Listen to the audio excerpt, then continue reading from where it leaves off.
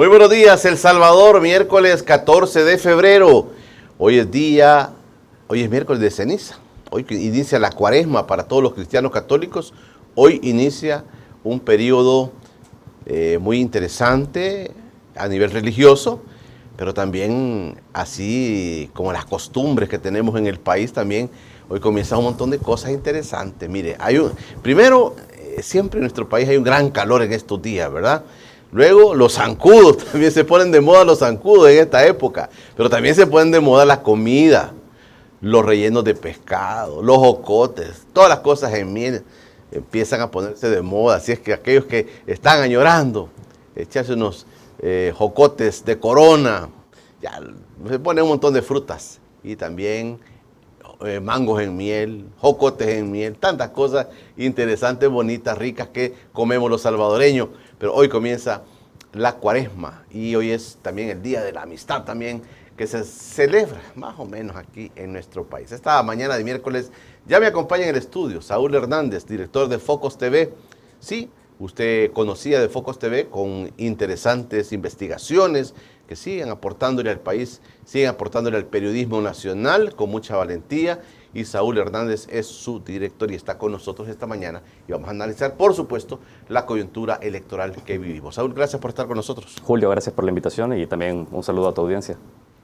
Gracias, nos vas a contar un poquito cómo está la situación también de Focos, claro. ¿Verdad? Mucha gente te ha seguido la pista, pero dicen, ya no lo veía en la televisión, ahora ¿dónde puedo ver a Saúl Hernández? Así que ya vamos a platicar de eso, pero quiero poner unas imágenes de lo que está pasando en Adolfo Pineda, en el gimnasio, sobre las elecciones. Hay un post ahí de Diario Colatino que dice: durante el escrutinio final para Asamblea Legislativa, se evidencia que algunas de las papeletas electorales no tienen los doblez que normalmente los salvadoreños suelen hacer cuando ejercen su voto en la urna.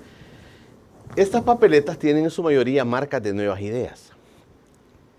Esa es un poco la coyuntura, ese es el dilema, ese es las discusiones agrias. Mire, ahí vean ustedes, les pongo este video para que vean ustedes, realmente no se les ve doblez, realmente no se les ve doblez. Y ahí están tomando esos videos. Bueno, ahí está el video del Diario Colatino, pero también hay otros videos, poneme otros videos también. Ahí está Ingrid Escobar, estaba retuiteando esto, dice: urgente, en la JRB 7500 las papeletas están lisas, ninguna doblada, este es fraude.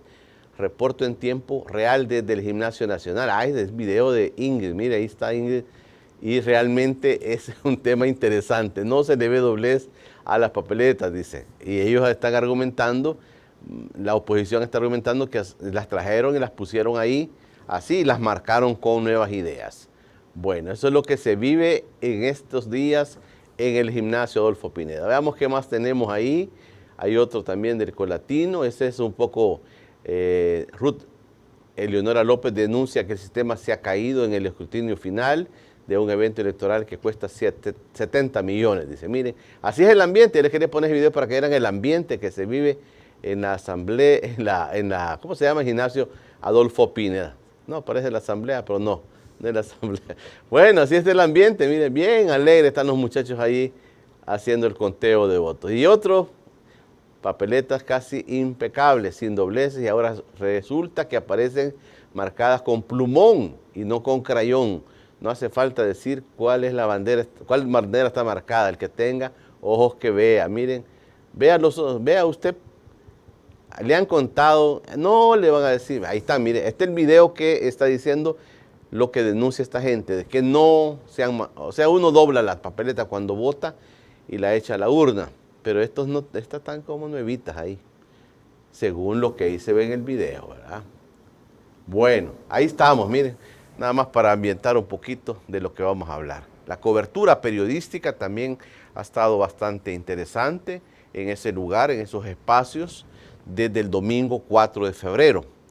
Descalificando algunos medios de comunicación, los medios de comunicación mostrando, y hoy la tecnología ayuda mucho para mostrar lo que verdaderamente está pasando. Pero, Saúl, ¿qué son tus valoraciones primeras sobre este ejercicio electoral que se ha hecho el 4 de febrero?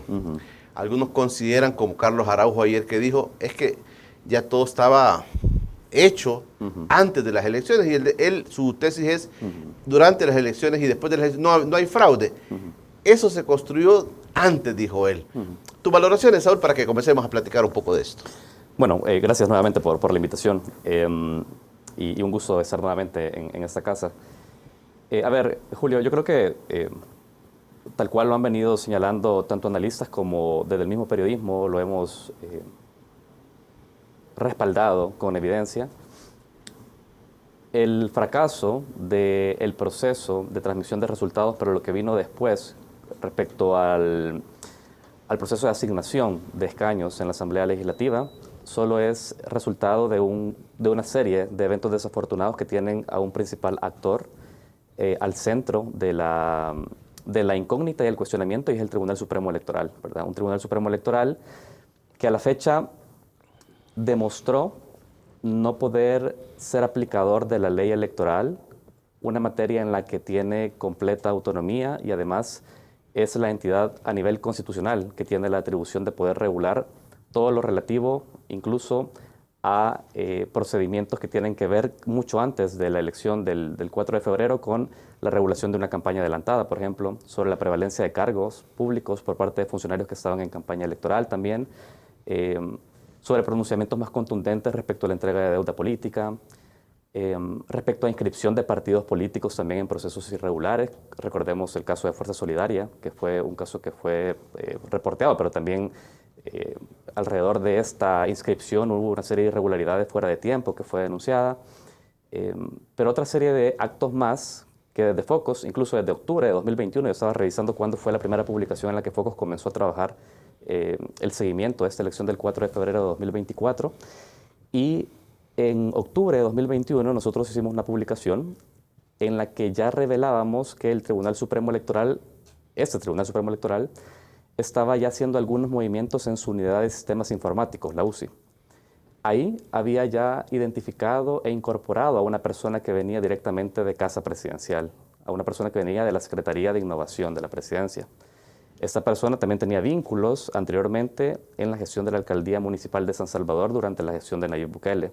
Es decir, estaba integrando al sistema neurálgico del procesamiento de información de cara, además, a una elección que tenía un voto desde el exterior de manera virtual, a una persona vinculada a uno de los contendientes, ¿no? A una de las partes en disputa, que no es nada más y nada menos que Casa Presidencial. Eso lo revelamos a través de una investigación periodística, con la evidencia suficiente, con la consulta de fuentes necesarias para poder respaldar esto. Y nunca hubo un pronunciamiento del Tribunal Supremo Electoral respecto a esto. O sea, se les consultó en otros espacios para que hicieran algún descargo, tanto previo a la publicación de esa nota como posterior a ella. Y el Tribunal Supremo Electoral ha tenido un silencio absoluto. Pero no solo fue ese movimiento, fue otros movimientos también de personas que a la presidencia de ese Tribunal Supremo Electoral no le parecían de confianza, e hizo una serie de movimientos también en este sistema informático, ¿verdad? En la unidad de sistema informático, en la UCI, incorporando a personas que probablemente no tenían la experiencia suficiente para poder llevar adelante un proceso electoral de estas características y esta envergadura, con la innovación que representó el 4 de febrero, y ya vimos los resultados, ¿no? Ahora, aquí hay un elemento, Saúl, perdón, aquí hay un elemento que también poco se ha hablado en esta parte tecnológica, sí, que tiene que ver con esta unidad de servicios informáticos del Tribunal Supremo Electoral, y es el voto en el exterior. Sí. Se quedaron muchas como lagunas y se veían, por ejemplo, cuando escuchábamos reportes del voto en el exterior, personas que decían, mire, aquí no había más que gente de Nuevas Ideas, gente de Cancillería y el sistema que estaba funcionando aquí. ¿Quedaron algunas dudas también sobre el tema, digamos, tecnológico, electrónico para el voto en el exterior, Saúl? Te repito que la información que nosotros tenemos es resultado de un reporteo periodístico. Y el reporteo periodístico nos dice que en consultas incluso con el magistrado Julio Olivo, que lo ha dicho on the record en entrevistas con Focus también, recientemente, antes de la elección, él fue enfático en señalar la ley del voto en el exterior se hizo de espaldas del Tribunal Supremo Electoral. Es decir, el tribunal quedó ninguneado prácticamente de ese proceso de armaje de una ley tan importante que tenía al regulador excluido del diseño de esa ley. La Asamblea lo hizo a su manera. La Asamblea lo hizo a su manera, recordando que la Asamblea está dominada por un partido político muy particular que responde a los intereses del presidente Bukele, que lo ha demostrado desde el 1 de mayo de 2021. Pero desde el momento en que el Tribunal Supremo Electoral queda por fuera del proceso de diseño de esa ley, una ley que tendría que regular ese Tribunal Supremo Electoral que queda excluido, desde ahí comienza a haber una serie de procesos bastante discrecionales y que quedan a la reserva y arbitrio de la magistrada presidenta, según lo que nos dice Olivo en esta entrevista que Focos le hizo días antes de la elección. Nosotros le preguntábamos, magistrado Olivo, ¿qué garantías hay sobre la fiabilidad de este proceso electoral y sobre la transparencia? Y su respuesta era del tipo, puedo opinar poco del voto en el exterior porque ese es un tema que ha llevado la Unidad de Servicios Informáticos y la magistrada presidenta. Y no ha sido, digamos, de conocimiento del resto sobre cómo se está llevando a cabo eso. Ese nivel de discrecionalidad, por supuesto que limita el control y la rendición de cuentas para poder responder si eso efectivamente se hizo bajo el procedimiento que tenía que haberse hecho. Pero hay un par de elementos más. Nosotros también revelamos la contratación de Indra, que fue esta empresa que estuvo a cargo del voto desde el exterior, y que finalmente fue adjudicada a pesar que un comité técnico de compras, asesor de compras, recomendó a los magistrados del Tribunal Supremo Electoral no hacer esa adquisición debido a que no solo era la oferta más cara, sino que además no cumplía con digamos, los beneficios que ofrecía el otro competidor. Entonces, a pesar de la recomendación técnica que hizo el comité de compras, el tribunal procedió a hacer la contratación de Indra. ¿Por qué motivo lo hizo? ¿Cómo argumentó esto? Tampoco se supo. Desde 2023, desde el primer trimestre de 2023, prácticamente el Tribunal Supremo Electoral tampoco actualiza las actas y puntos de acuerdos del Pleno del Tribunal Supremo Electoral. Entonces, lo que te quiero decir con todo esto es que hay una serie de eventos que tienen como característica la opacidad y la poca transparencia de la rendición de cuentas de este tribunal sobre lo que está haciendo. Y esto también es evidente con el fracaso del proceso de transmisión del pasado 4 de febrero. Al día de hoy, el Tribunal Supremo Electoral no ha dado la cara públicamente a la ciudadanía para decirnos qué fue lo que falló en ese sistema, ni qué tipo de auditoría forense informática está haciendo para poder, digamos, deducir si hubo alguna vulneración externa o interna a ese sistema. No sabemos qué pasos está dando para poder transparentar eso, no sabemos qué personas responsables ha identificado. Entonces, hay una serie de eventos desafortunados, como he dicho hace unos minutos, pero que además se complementan con una política de opacidad y de espaldas a la población a rendir cuentas de lo que está haciendo ese tribunal, claro. Y eso es grave.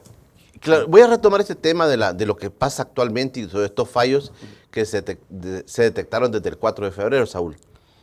La construcción de estas elecciones, ¿te parece que se hace desde la Asamblea Legislativa un montón de hechos, de sucesos, de acuerdos, de resoluciones, de aprobaciones en la Asamblea Legislativa que van llevando a un embudo con el mismo objetivo? Te pregunto, estas modificaciones a la ley, por ejemplo, reducción de municipios, la misma calendarización del proceso de elecciones, la disminución de los diputados, ¿todo esto te parece, esta construcción y otras más que se han dado, te parece que estas construcciones eran tomadas desde la Asamblea Legislativa para favorecer al partido oficial? Mira, lo que yo te puedo responder con la evidencia de los reporteados hasta ahora es que Nuevas Ideas ha sido más que el Tribunal Supremo Electoral en esta elección.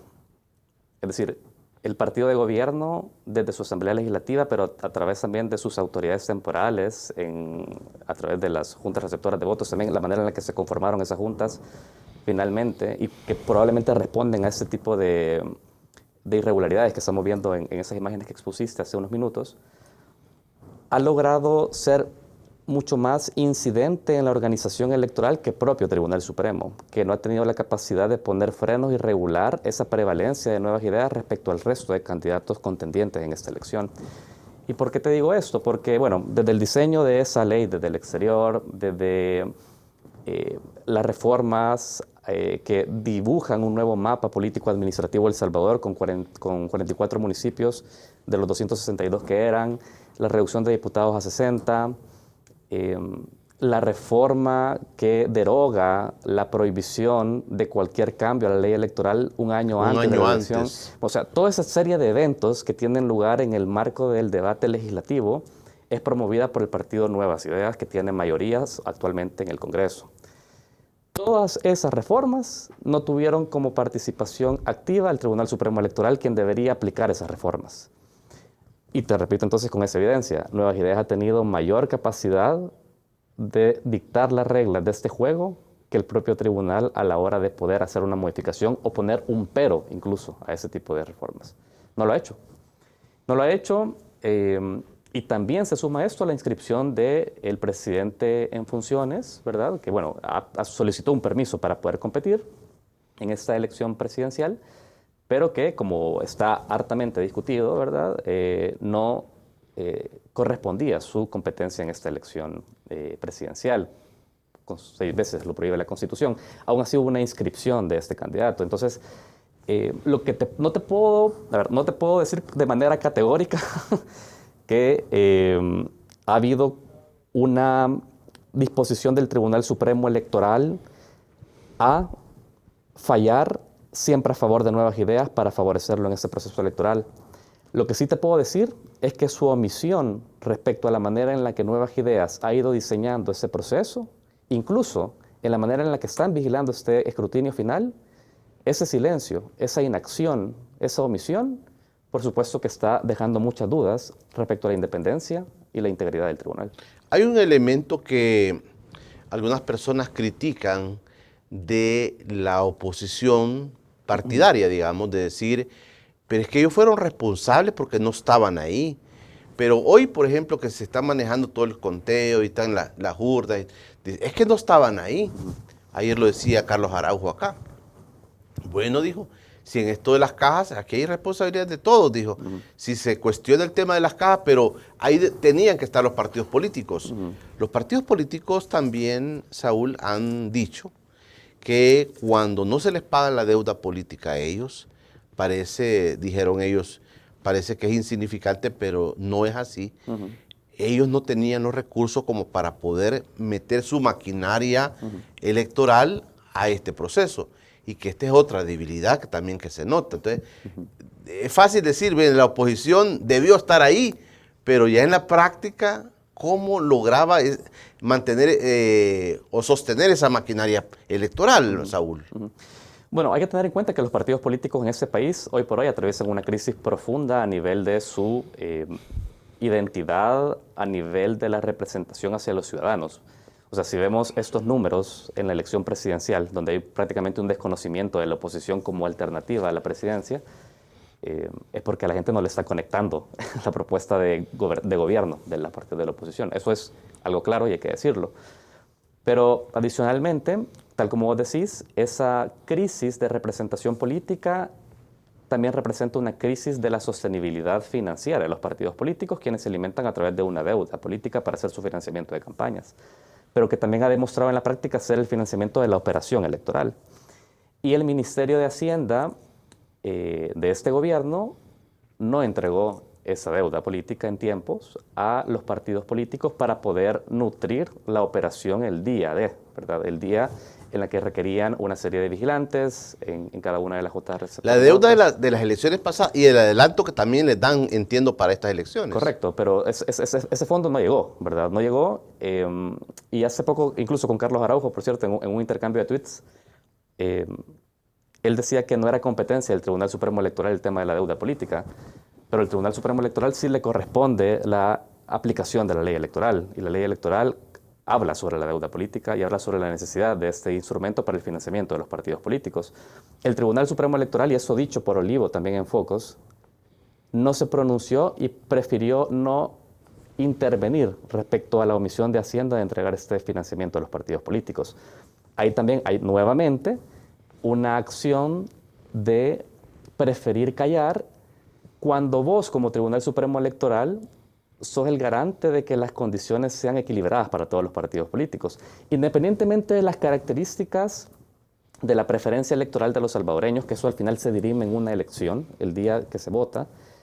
El proceso por el cual los contendientes van a las urnas debe respetar mínimas garantías de equidad, porque la población necesita enterarse de todas las ofertas partidarias para poder tomar un voto informado y una decisión certera. Eso no ha pasado. O sea, hemos tenido un un desequilibrio y una inequidad electoral en esta competencia que no extraña ver el uso de recursos públicos, el uso de la propaganda del Estado, la campaña de un presidente que estuvo en funciones unos meses antes de la elección, en detrimento de partidos políticos que no tenían el financiamiento para hacerlo. Entonces sí, yo he escuchado el argumento de los partidos pudieron haber tenido control de la custodia de las cajas, de todo lo que pasó en el evento electoral, pero lo cierto es que son institutos que no tienen los recursos. Ahora, ¿no los tienen porque han perdido votos? Sí, es cierto. La población ha decidido que esos partidos no tengan el apoyo popular, pero también los mínimos recursos para operar no los tuvieron. Entonces, sin contar también aspectos como que un Luis Parada o un candidato a la presidencia de Arena, cuando nosotros lo entrevistamos, nos decían, los financistas tienen miedo, están intimidados de poder apoyar a los partidos políticos porque si los apoyan tienen temor de tener algún tipo de hostilidad con el gobierno. Entonces es un entorno también intimidatorio, no solo para el financiamiento que Hacienda debería dar, sino que los privados deberían de decantar a los partidos políticos. Saúl, voy a hacer una pausa. Quiero preguntarte cómo has visto la estrategia política electoral del oficialismo. De antemano se decía, Bukele va a ganar las elecciones. Aunque vaya de manera inconstitucional y la gente lo ha repetido también, mire, esto no me importa, sí, yo lo voy a apoyar, yo quiero que él siga. Sí dicen que la Constitución lo prohíbe, pero que siga él. Se ha llegado a esa afirmación de la gente común y corriente, la gente de a pie, que ha dicho esto. Y ese apoyo, pues, no, sí, está bueno, pero que siga. Uh-huh. ¿Cómo ha sido la estrategia? Detrás de esto hay una estrategia que ha costado millones de dólares, dicen muchos analistas. Una campaña que comenzó hace mucho tiempo, uh-huh, una campaña que ha venido progresivamente y que termina, digamos, en su estrategia con el tema de la seguridad, que es casi que lo único que la gente rescata de lo que este gobierno ha hecho en los pasados 5 años. El tema seguridad, inclusive a nivel internacional. Ayer veía un spot, estaba viendo yo CNN y de repente apareció un spot de acá del presidente Bukele diciendo, miren, lástima que ya había pasado mucho tiempo, ¿no? Porque hubiéramos hecho mucho más antes. No sé si has visto ese spot que ya está apareciendo. No. Yo lo vi en CNN y dice, pero hoy pues vamos a continuar.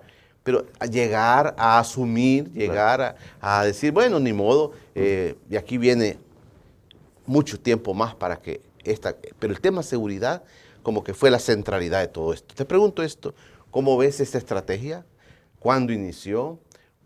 ¿Qué le ha costado al país toda esta estrategia que hoy pues le da al presidente para poderse poner en el Palacio Nacional y, como dicen, ponerse como el rey, ¿verdad? Decir, aquí estoy, gané. Inclusive adelantar los resultados, decir, gané con el 85% y voy a ganar 58 diputados. Decirle a la población, mire, yo ya tengo los números, estos son. ¿Qué es esto, Saúl? Te pregunto cuando regresemos después de la pausa. Quiero recordarles, conéctate al internet que lo tiene todo. Contrata nuestros paquetes de 150 megas por solo 35 al mes o 175 megas por 39.99. Encuéntranos en Facebook e Instagram como Cable Color El Salvador o escríbenos al 7085-6525 o llámanos al 2537-7450. Cable Color, el internet que lo tiene todo. Este espacio es por cortesía de Cable Color. Vamos a hacer una pausa y vamos a regresar con Saúl Hernández, director de Focos, que me acompaña esta mañana. Y les recuerdo de los libros de Acuerdos de Paz en El Salvador, de Equipo Maíz, una colección interesante. San Romero, El Pueblo es mi Profeta, también de Equipo Maíz, belleza del libro. Y, por supuesto, el bestseller de Equipo Maíz, Historia de El Salvador. Ahí está, mire, ahí me están llamando mucha gente que va a mandar por sus libros, gente que vive fuera del país, quiere estos libros. Es fundamental tener cosas que nos recuerden la historia de nuestro país, que ha pasado en nuestro país. Hacemos el corte y ya regresamos. Ya regresa Encuentro con Julio Villagrán. Estás viendo Encuentro con Julio Villagrán.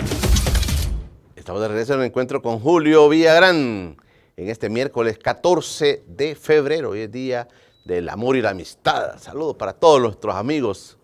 Un saludo solidario desde este espacio de encuentro con Julio Villagrán. Aquí vamos a estar hasta donde podamos, aquí vamos a estar siempre presentándoles a ustedes las mejores entrevistas, lo que nosotros tenemos a la mano y que creemos que es gente interesante, valiosa, muy inteligente, gente importante, voz importante, por eso les traemos estas voces acá a este espacio. Saúl Hernández conmigo esta mañana, el director de Focos TV, está conmigo esta mañana y estamos teniendo una interesante plática que está provocando muchos comentarios. Te voy a leer algunos comentarios, Saúl, que están llegando literalmente de cualquier parte del mundo. Aunque les duela, desde cualquier parte del mundo llegan los comentarios. César Villalobos, saludos don Julio y saludos para su invitado desde Dallas, Texas. Roberto Cideos, muy buenos días, El Salvador, saludos a don Julio, a Saúl, al profesional equipo de TVX y al Club de los 20, ya listo sintonizándoles desde Berlín, Alemania. Oscar Fuentes, saludos desde Melbourne, Australia, 12 de la mañana ya, jueves, informando, me dice Oscar Fuentes, gracias. Lucas Ramírez, ganaron los medios publicitarios del oficialismo y ganó el abstencionismo, ganó el modelo neoliberal al explotar al remesero, dice Lucas desde Suecia. Wally Sánchez Solano, saludos, muy buenos días, hombres valientes en tiempos difíciles. Saludos a su invitado, muchas gracias Wally por tus palabras. Tu invitado y a don Julio, les veo desde Pensilvania, Estados Unidos. Manuel de Paz, para quienes acusan a la oposición del sabotaje en las elecciones legislativas, recordemos a quién le conviene mantener la mayoría absoluta en la Asamblea para seguir con el régimen de excepción. Héctor Dubón dice, buenos días don Julio y su invitado, soy de los 50, gracias a todo el equipo de TVX por su excelente programación, siempre adentro. Seth Hood, buenos días don Julio, saludos desde Nueva York, donde siempre vemos su programa, el único valiente del país. Muchas gracias. Alan César Quintana Álvarez, saludos fraternales desde South Australia. Gracias, Alan. Norma Blanco, el Tribunal Supremo Electoral le correspondía ejercer la ley, pero ellos es una institución de gobierno ahora. David Álvarez concentró el poder de la diáspora a San Salvador, votos manipulados. Las tardías y tímidas reacciones del magistrado Olivo tienen alguna razón para ser de esa manera, más allá de su personalidad. Don Julio, el asesor en materia electoral de Nayib Bukele y Nuevas Ideas se llama Edwin Núñez, ex PDC, que trabajó en el Tribunal Supremo Electoral, hay que pedirle cuentas. Y también acá había un saludo que quería hacer de alguien que nos escribió, ya lo vamos a hallar, un saludo que nos escribió alguien desde Canadá, desde Quebec. Ya lo vamos a encontrar el saludo. También tengo por otro lado más saludos, dice don Julio, un saludo a tu invitado. Por lógica y obvio siempre se doblan las papeletas. Es imposible que un voto emitido por un ciudadano pueda caber en una de las cajas. El fraude está montado desde hace tiempo, dice el Chel Ismael Quijada. Vamos a ver qué más dicen por acá. Estoy viendo la entrevista y quisiera saber si la persona que viene de Casa Presidencial para el Tribunal Supremo Electoral es el señor Nelson Cárcamo, ya que si él es el experto en todos los procesos electorales, dice. Vamos a ver qué más dicen por acá. Bueno, ahí nos vamos a quedar con esos comentarios y nada más tenía otro por ahí, ya lo voy a encontrar, de las personas que me escriben desde Quebec y que me dicen, ánimo don Julio, no se desanime, estamos con usted. Gracias, gracias a todos. Te dejo los comentarios, no sé si quieres retomar alguno o nos vamos al tema. Bueno, solo uno por precisión, la consulta que hacían si la persona de Capres que había llegado al Tribunal Supremo Electoral que reportamos en octubre era Nelson Cárcamo, la respuesta es no. El nombre de esa persona es Cristian Portillo. Está la investigación en la página de Focos, focostv.com, y ahí pueden navegar y encontrar la historia, que es una persona que venía de la Secretaría de Innovación. El señor Nelson Cárcamo en realidad es el representante de Nuevas Ideas ante la Junta de Vigilancia Electoral, que es otra instancia.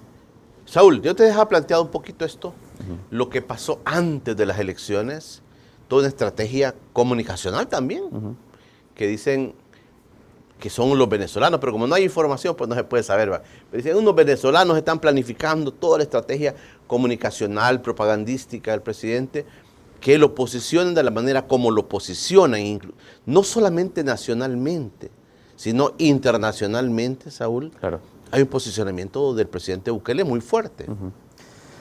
Creo que la estrategia ha sido la búsqueda de la legitimidad interna y externa. La legitimidad interna a través de poder consolidar una figura detrás de Bukele que está dando resultados, por supuesto. Esta elección demuestra que el presidente Bukele logra recoger las simpatías de la mayoría del votante salvadoreño al menos el que ha decidido ir a votar, ¿verdad? Que recordemos que en esa elección rondó nuevamente el 50% de la participación electoral, es decir, 5 de cada 10 personas que estaban habilitadas para votar en el país lo hicieron, o las otras no.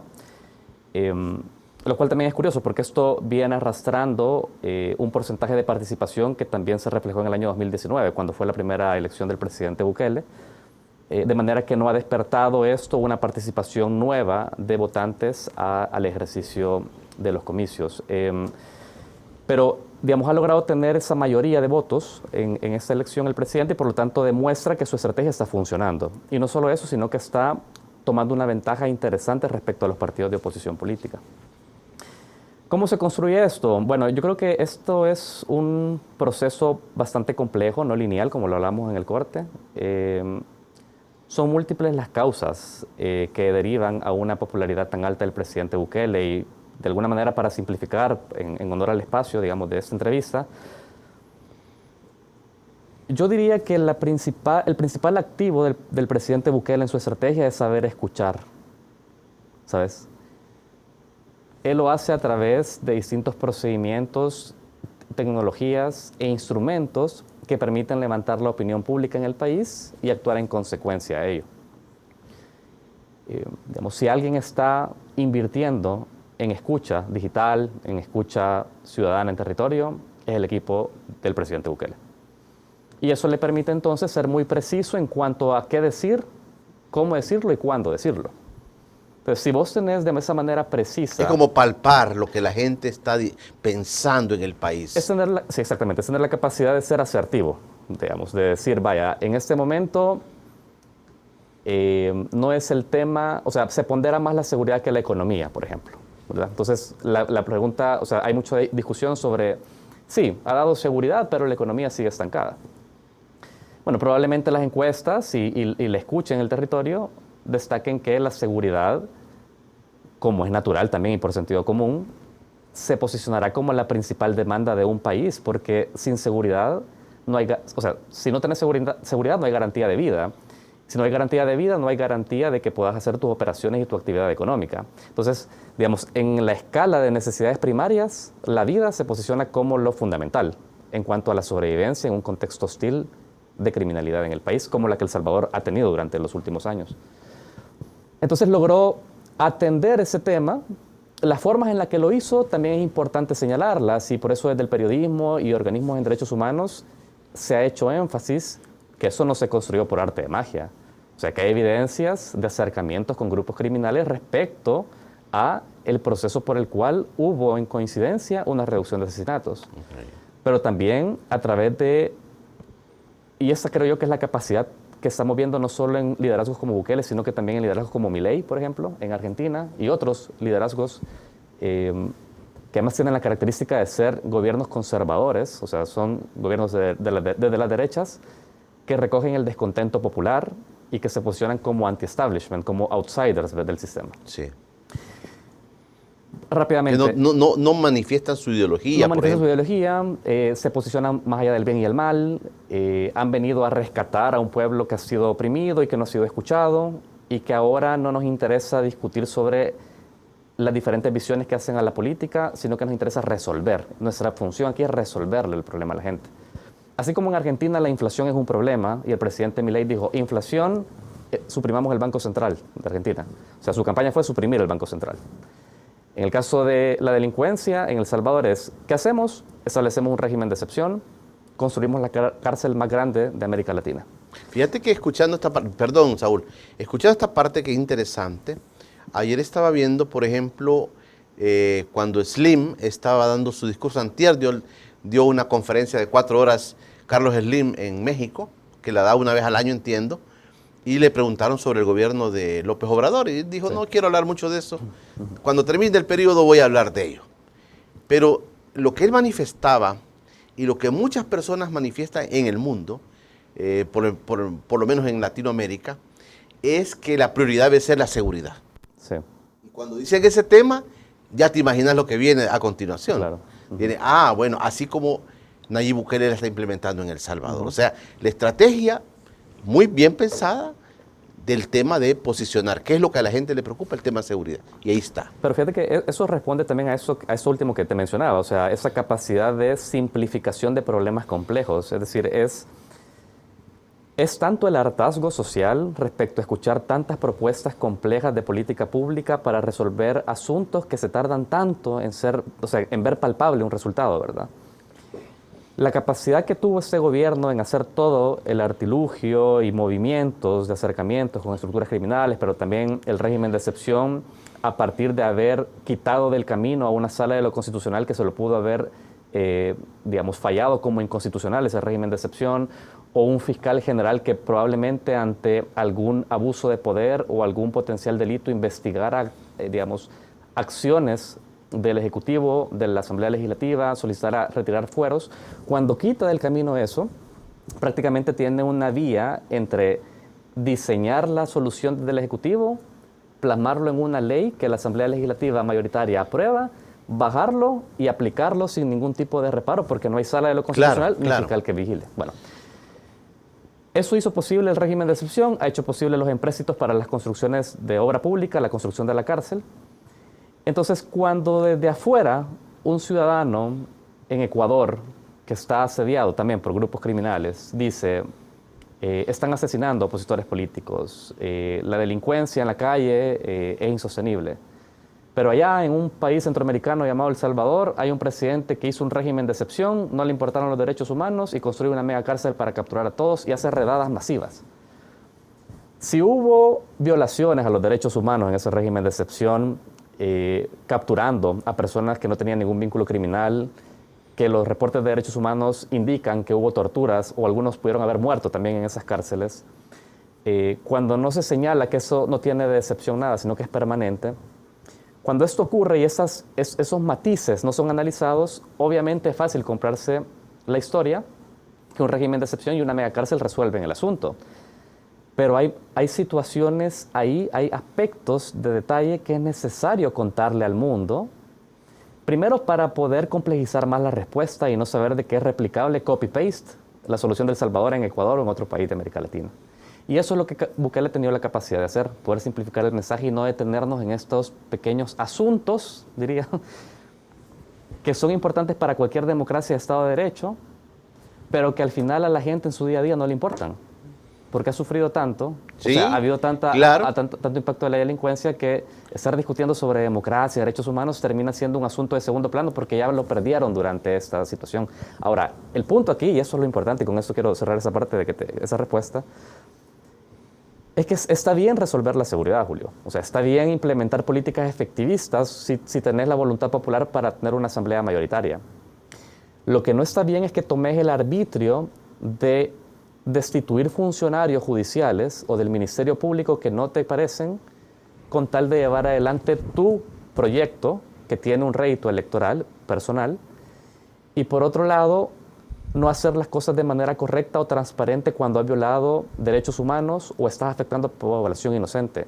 Cuando eso lo subestimas, el mensaje que le estás dando a toda la sociedad es ciudadanía, sí, hay unas cosas que se llaman derechos humanos, pero no le presten mucha atención a eso. Y el asunto es que algún día te va a tocar a ti sufrir la vulneración a tus derechos humanos. Y entonces ahí va a ser, el punto es qué sociedad te va a defender para contener esos abusos. Yo creo que ahí está el asunto final. Saúl, yo te quiero plantear esto. Para todos como que era obvio que como fuera, el presidente estaba ahí y lo iban a reelegir, presidente. Sí. Era como obvio eso. Lo que había como la duda era el tema de los diputados.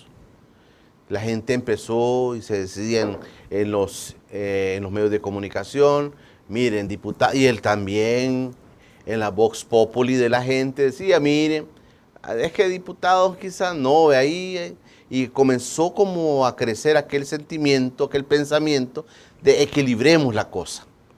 Y esto como que le provoca a esa estrategia del presidente, no decía el presidente, sino a la estrategia del presidente le provoca inquietudes. Y inclusive días antes de las elecciones dice, no quiero perder ni un diputado, porque si no, mire, todo me va a fallar. Claro. Es que realmente le tuvo un poco de miedo al tema de las elecciones para diputados, Saúl. Bueno, muy difícil poder llegar a esa conclusión. Lo que sí nos podría decir un poco la manera en la que se comportó previamente y en la que manejó la campaña electoral. Prácticamente era un chantaje entre, si tú me quitas diputados, la delincuencia vuelve a acecharte en tu casa. Digamos, esa reflexión lineal y nuevamente simplificada permite a la población hacer un juego de suma cero. Es decir, o lo voto a Bukele y mantengo la seguridad, a pesar de que hay algunas actitudes autoritarias y de abuso de poder que son evidentes en su lenguaje verbal y no verbal, o es ese mal menor, o pierdo todo porque la oposición va a regresar, y la oposición, el único recuerdo que tengo es el año 2015, donde tuvo El Salvador la tasa de asesinatos más alta de todo el hemisferio. Entonces, teniendo en cuenta esto, o sea, es un chantaje fácil de proponer, digamos, a nivel de la comunicación política, porque efectivamente no ha surgido en el marco de la discusión política de la oposición una alternativa a cómo contener la seguridad, o sea, cómo contener la delincuencia, más allá del régimen de excepción. Entonces, y esto nosotros también lo comprobamos en entrevistas a todos los candidatos presidenciales.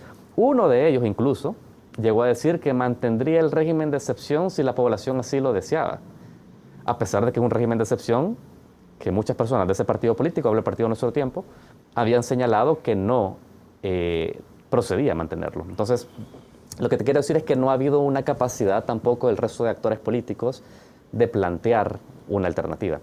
¿Por qué digo esto? Porque entonces es fácil hacer ese chantaje comunicacional de apoyame todo, no me quites nada.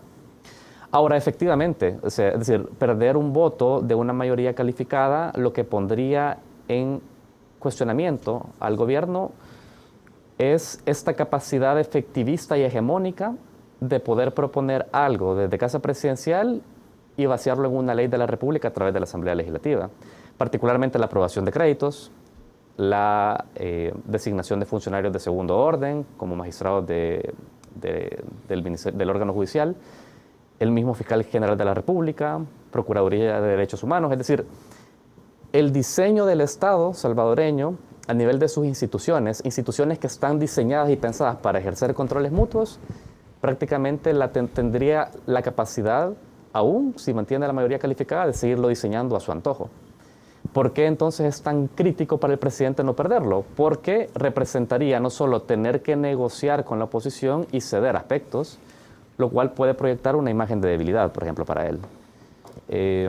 Ahora, para el país sería muy sano un equilibrio de fuerzas, no solo por tener una oposición al gobierno, sino porque en la medida que más actores de la política partidaria participan en el diseño de las soluciones del país, más sostenible es esto en el futuro. Porque entonces cada partido, independientemente de quién llega, sabe que hay consensos mínimos de que así es la manera en que El Salvador resuelve su delincuencia. Y todos los partidos políticos estamos de acuerdo que esta es la vía. Pero eso ahorita no puede pasar porque no se sabe cuáles son los acuerdos, no se sabe cuáles son los mecanismos. Entonces es una política prácticamente reservada al proyecto de Nayib Bukele, que tiene como consecuencia que una vez él no esté en el poder, corremos el riesgo de no saber cuáles son las vías para poder solucionar lo que él lo ha logrado tener. Entonces, claro, eso es lo complejo del asunto también. Según lo que se está viendo, Saúl, no sabemos resultados todavía completos para diputados, pero según los aires que soplan en este país, la oposición no va a tener muchos escaños. Sí, bueno, hasta ahora se han logrado, hasta donde tenía actualizado, 6 departamentos ya finalmente fueron procesados, su cantidad de actas. Al parecer, Nuevas Ideas, de esos 12 diputados correspondientes a esos 6 departamentos, ¿sí? 11 están siendo ya, digamos, bajo la bandera de Nuevas Ideas ganados, y uno por el PCN, que es el caso de Chalatenango con Reinaldo Cardoso. Si la tendencia continúa, estamos viendo ahí una proporción sumamente importante de diputados de Nuevas Ideas. Si se termina de configurar una asamblea legislativa con esa avasalladora presencia cian, creo que también se abre un análisis muy importante en el país respecto a la cultura y los valores de la sociedad salvadoreña, ¿sabes? O sea, sobre cuánto está dispuesta a seguir cediendo y hasta dónde llegaría con tal de ver esos resultados en su vida. Saúl, voy a hacer la pausa. Mira, te voy a plantear lo siguiente. ¿Qué viene? Yo le he preguntado a muchos analistas acá ¿Qué viene a políticos y a economistas? Me dan sus valoraciones desde su ángulo.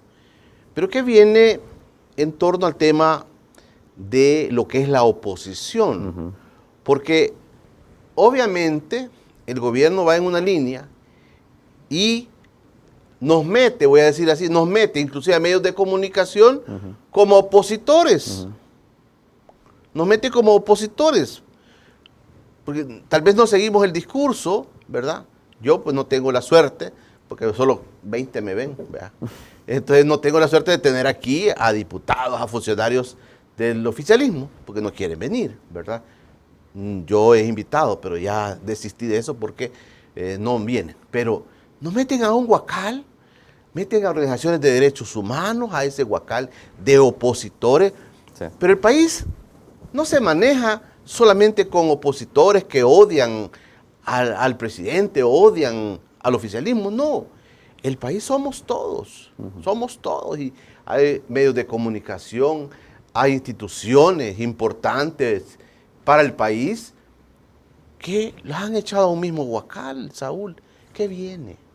¿Qué es lo que viene? No sé si me explico, Saúl. Sí, no, claro. ¿Qué es lo que viene? Muy bien. Le pregunto a Saúl Hernández, director de Focos TV, que me acompaña esta mañana de miércoles 14 de febrero, miércoles de ceniza, es ahora, miércoles de ceniza, para la comunidad cristiana católica. Quiero saludar a mi buen amigo, el famoso Kevin Méndez, que me está diciendo, oigan lo que me dice: don Julio, tengo mucho trabajo. Anoche fui a traer a don Oscar Mejía, venía de Los Ángeles para Apopa. También fui a traer a don Mario Moreno con la esposa, que vinieron de Quebec, Canadá. Dicen que siempre lo miran y le mandan saludos, dice. Tengo que ir a dejar también a don Francisco Venturas, y todos los días, dice, estos son de los 50. Dice, son de los 50. Entonces, estos son de los 50. Ahí está el Kevin Méndez, mira, ahí está el número de teléfono de Kevin Méndez con su renta de vehículo. Usted quiere llamarle, viene al país, si quiere un vehículo, háblele con la confianza al famoso Kevin Méndez. Si no le contesta, me avisan, oiga, me avisan. Quiero saludar a Sandra Serrano de Molina. Estimado señor Villagrán, me dice, para su conocimiento, aunque ya lo sabe, usted no está solo. La denuncia periodística de la seguridad sin libertad ni derechos que se vive en El Salvador, afortunadamente también hacen los otros medios internacionales. Aquí le envío un pequeño video de Quebec, Canadá. 2 asiduos de los 20. Los felicitamos, Sandra y Ernesto, desde Quebec, Canadá. Muchas gracias, muy finos. Ahí me están enviando bastante salud. Bueno, vamos a hacer la pausa y ya regresamos con Saúl Hernández. ¿Qué viene desde el ángulo de la visión, el análisis que ha hecho Saúl Hernández sobre lo que viene? Regresamos. Ya regresa Encuentro con Julio Villagrán. Estás viendo Encuentro con Julio Villagrán. Estamos en el último bloque de Encuentro con Julio Villagrán. Les recuerdo los libros de Equipo Maíz, San Romero, El Pueblo, Mi Profeta. Pregunten, ahí está el teléfono, mire. Acuerdo de paz, hay que tenerlo, pues. Vea, ahí están los acuerdos de paz. Y también Historia de El Salvador. Ayer me hablaron 2 personas de Estados Unidos. Fernando Leonzo también me habló. Va a venir por los libros. Ahí, saludos a Fernando allá en Washington. Y también me habló otra persona de Los Ángeles, allá en Pasadena también. Tuvimos una larga charla ayer, ¿verdad? Ahí tuve don Gilberto. Ahí me habló y me dijo, bueno, es interesante todo lo que está pasando en el país. Yo siempre lo veo. Un saludo para ambos. Bueno, aquí estamos. Vamos a leerle los últimos comentarios a Saúl Hernández. Buenos días. Las diferentes acciones y denuncias ciudadanas demuestran que las elecciones presidenciales y los diputados han sido fraudulentas. Quien diga lo contrario no quiere ver la realidad. Buen día, licenciado Villagrán. Saludos a su invitado. Consulta, ¿por qué al momento de contar esa papeleta sin doblez alguno, la oposición no increpó en ese preciso momento para no continuar en esas mesas el proceso y llamar al fiscal asignado en esas mesas? Dice. Sí, Petopec, ojalá un día el FMLN ponga sus barbas en remojo y reconozca los grandes errores cometidos, dice. José M. Hernández, señor Villagrán, la seguridad está entre comillas de momento, será bueno y a futuro que de educación.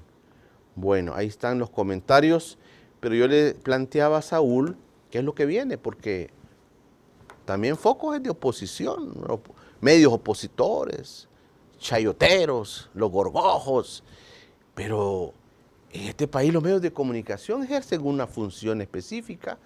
Nosotros nos consideramos en esa idea limpios, independientes, pero como que nos echan a un solo huacal, ¿verdad?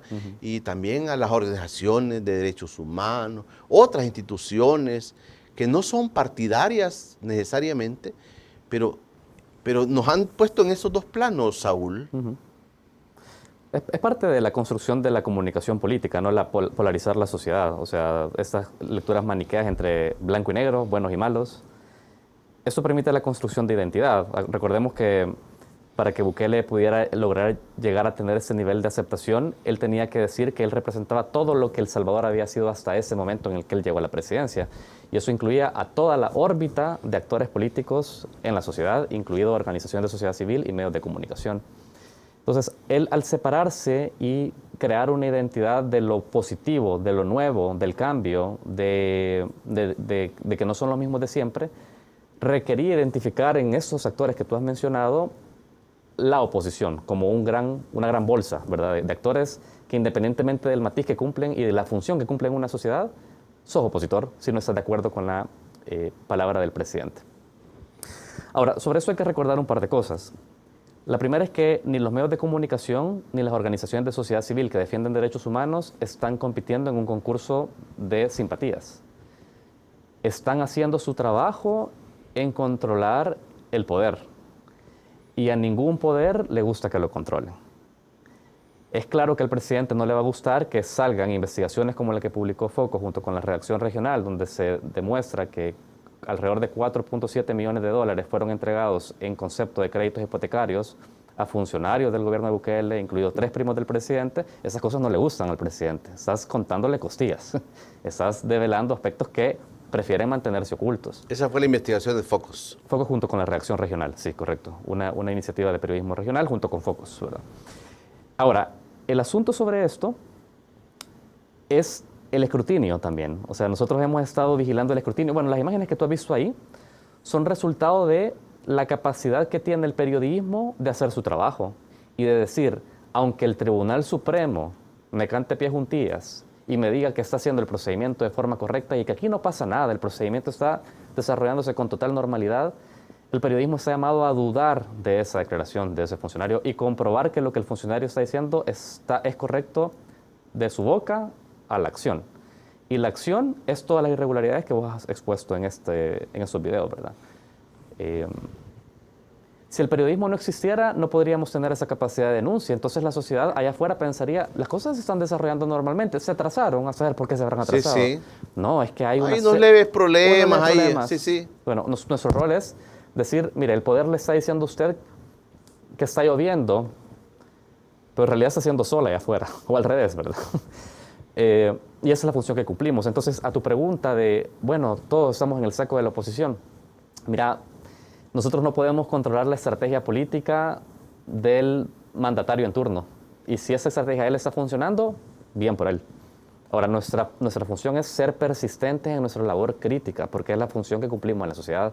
Cuando ya dejemos de cumplirla o estemos de acuerdo con someternos al poder y dejar de hacer periodismo por hacer propaganda, entonces preocupémonos porque no sufrimos nosotros, sufren muchas personas que te ven y que quieren una mirada alternativa a lo que pasa en el país. Ese es el valor de ese espacio, como el que tenemos vos, de lo que hace Foco, de lo que hace el resto de colegas desde el periodismo. Entonces, no podemos controlar eso, Julio. O sea, eso es una estrategia política que a nosotros nos lleva de encuentro. ¿Tú crees que estos próximos 5 años va a cambiar la estrategia Bukele con respecto al tema de cómo se posiciona él con respecto a este tema del que estamos hablando? Yo creo que el gran desafío que tiene el presidente Bukele en los próximos años es darle la razón a la gente de que optó por sacrificar democracia y leyes porque le mantenga la seguridad y no solo eso, ahora le mejore la economía. Todo lo que sea en función de mantener la situación de seguridad actual a raya, digamos, como está objetivamente en El Salvador, y mejorar la economía de la población con un mejor nivel de ingresos, incorporando a las personas económicamente activas al trabajo formal, que cobren una pensión, que haya un retorno de una pensión que permita cubrir la canasta básica, etc. Si esas condiciones se dan, él estaría dando por validado que el autoritarismo ha sido efectivo para responder a esas demandas primarias de la población. Ahora, si por algún motivo ni la seguridad, ni la economía resuelta, a mí no, yo no tengo ninguna duda de que el sabio pueblo salvadoreño tendrá la opción de generar cambios dentro de su sistema político, como lo hizo en 2019. Entonces, esos son ciclos al final, ¿verdad? Entonces, ¿qué viene en los próximos 5 años? Que él retenga el poder a través de la alta expectativa que ha creado. La expectativa es altísima. Y la población ha seguido este flautista, le ha seguido el canto, digamos, le ha seguido la melodía hacia el proyecto que él quiere conducir el país. Su responsabilidad es garantizar que eso se traduce en condiciones de vida mejor. Ahora, eso para la población en general. Pero para el resto de actores en la sociedad que no comparten la visión de él, de manera óptima, él debería estar garantizando la libertad de expresión, el no acoso e intimidación a medios de comunicación y organización de sociedad civil, el libre ejercicio de los sindicatos, todo lo que represente controles al poder, porque eso entonces a él le podría validar ser un demócrata, pero hasta hoy ha demostrado no serlo. Entonces, creo que ahí están los desafíos que tiene a la vista, ¿verdad? Y lo más importante, que creo yo que es el debate que vos preguntabas antes de ir a la pausa, es sobre qué va a pasar con la oposición política. Yo creo que ahí está la gran pregunta, Julio. O sea, ¿qué pasa con el sistema de partidos políticos en El Salvador? Es que este mensaje, si se logra confirmar de un aniquilamiento de la oposición, es que o se refundan, pues, porque si no, no hay ningún tipo de alternativa política partidaria, y ahí sí pierde la sociedad. Si las diversas expresiones del pensamiento ideológico y valores en una sociedad pierden a sus referentes en la política, prácticamente quedamos sin espacio de poder participar en algo, ¿verdad? En la vida del país. Otra discusión que se ha generado, para terminando ya, Saúl, otra discusión que se ha generado y que dicen que es lo que viene es, algunos señalan, algunos analistas que han pasado por aquí me dicen, esto es dictadura. Otros dicen, miren, no lo veo como una dictadura, lo veo como un ejercicio autoritario del presidente, pero no lo ven como dictadura. ¿Cómo entender esto en el colectivo, Saúl? ¿Cómo poder entender lo que la gente está traduciendo de lo que está pasando en el país? Mira, las categorías en la ciencia política para poder clasificar ese tipo de regímenes son bastante categóricas y claras en señalar una serie de características para determinar qué es una dictadura, qué es una tiranía, qué es una democracia. Lo que sucede, y eso es un debate que hoy por hoy está abierto en el mundo, no en El Salvador, en el mundo, que Bukele representa de alguna manera muy bien, es cómo se clasifican regímenes políticos que llegan al poder a través de las urnas, son revalidados a través de las urnas, pero en su ejercicio actúan con autoritarismo. O sea, eso pasó con Fujimori en Perú también, ¿verdad? Es decir, no es que sea algo del siglo reciente y justamente durante los últimos 5 años. Pero esa discusión respecto a cómo denominar ese régimen híbrido, tiranía, dictadura, creo que es mucho más compleja y es una discusión abierta ahora mismo dentro de la teoría de la ciencia política, ¿verdad? Desde mi punto de vista, yo creo que desde el momento en que él logre cooptar el Tribunal Supremo Electoral y avance, si es consecuente en esa línea autoritaria, suprimiendo voces, espacios televisivos, otros medios de comunicación, e imponga solo su voz, limite la participación de partidos políticos de una manera sutil, ahí podríamos estarnos encaminando efectivamente, de facto, en una especie de dictadura. Porque no hay ningún espacio en el que las personas puedan participar activamente de las decisiones del país, salvo los canales que el gobierno en turno define y delimita. Entonces creo que estamos en un punto o de no retorno o de activar de alguna manera la discusión hasta dónde va a ser posible que se siga avanzando para perder democracia y libertad. Yo creo que ese es el momento en el que se encuentra ahorita El Salvador. Bueno, vamos viendo también ya los resultados finales de las elecciones, diputados. Mucha expectativa, Saúl. Sí. ¿Cómo ves que va a quedar el Tribunal Supremo Electoral después de esto?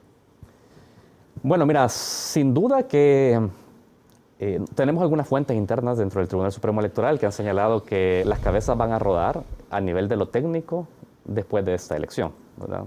O sea, hay temor dentro de algunos empleados dentro del Tribunal Supremo Electoral que ven el área técnica, que algunas cabezas rodarán luego de los problemas que se identificaron el 4 de febrero. Por eso la importancia de tener claridad y transparencia por parte del ente colegiado de dónde falló la situación y cuál es el resultado de una auditoría forense sobre esto. Ahora, esa composición de tribunal cambia ahora con una nueva elección presidencial, como sabemos, según la ley del país. Entonces, está compuesta por partidos políticos con representación legislativa, con los partidos de mayor representación y los que vienen de parte de la Corte Suprema de Justicia. Al tener una justicia cooptada por Bukele desde la destitución de la Sala de lo Constitucional y las reformas que hubo a la Ley Orgánica Judicial, podemos prever que esos funcionarios, al menos hay que dudar respecto a esa independencia de esos magistrados del Tribunal Supremo que vengan de la Corte Suprema de Justicia. O sea, los próximos magistrados del Tribunal Supremo Electoral los va a elegir la Asamblea y va a tener mayoría de nuevas ideas. Correcto. Y va a tener... Y Corte Suprema, que también va a estar cooptada, como tú dices, por el gobierno. Entonces, no se espera que venga una persona disidente, por ejemplo. Bueno, ya en la práctica, la dinámica de votación ha sido 4 votos contra 1, ¿verdad? Que es el de Olivo, que es el que se mantiene, digamos, con alguna disidencia respecto a esos otros 4. Digamos que un escenario muy distinto no podemos prever para un gobierno que ha sido capaz de intimidar e incidir en toda la institucionalidad del país. Entonces, yo no le veo una expectativa positiva a cuanto a abrir mayores espacios de participación y control, sino todo lo contrario. Creo que ahí estaríamos con un retroceso bien delicado respecto a la participación. Perfecto, Saúl, gracias. Mira, nos quedó el tema, yo te quería también preguntar, pero ya no hay tiempo. Por ejemplo, la parte ideológica, ahora predomina el no tener un pensamiento ideológico. Entonces, ¿cómo entender el comportamiento de Arena? ¿Cómo entender el comportamiento del FMLN en lo que viene? No van a desaparecer jurídicamente, me han dicho algunos acá. Jurídicamente se van a mantener, pero tú decís, tienen que refundarse, pues tienen que ver qué hacen. Porque, y en la parte ideológica, yo leía unas escenas ahí que no sé si tú las viste, que estaban diciendo los de Arena, por ejemplo, estaban, ¿cómo se llama? Pronunciándose con Dawison, anunciando a Dawison. ¿Cabe o no cabe esto? Es como el futuro de estos dos partidos grandes. Pero vamos a ver por otro análisis. Dale, con gusto vengo. Pero danos una línea de eso.